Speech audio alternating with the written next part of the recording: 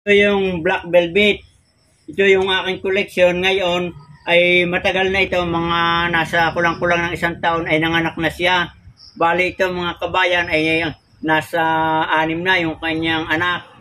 Ay ngayon ang gagawin natin para ito'y dumamit, makapulgara at lalong mabilis ang ating propagation ay ating itatanim na isa-isa at lilipat natin sa ibang part. Yan, ito.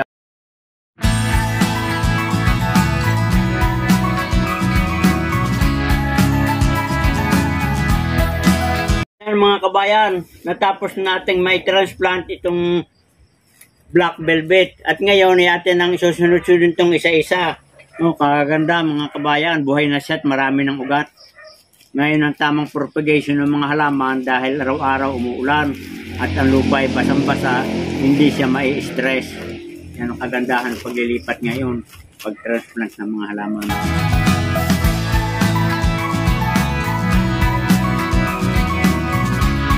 Kaya mga kabayan, natapos na natin may transplant yung kanya mga baby plant na anak ng mother plant. At ito, makikita ninyo kung kayo hindi pa nakakita ng bulaklak ng Black Velvet, ito mga kabayan, yan.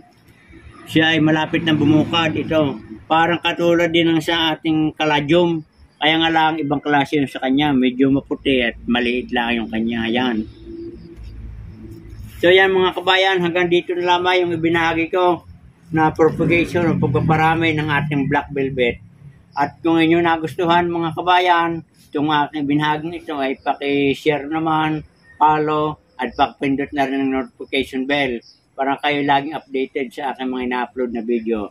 Magandang araw kabayan, ingat po kayo palagi.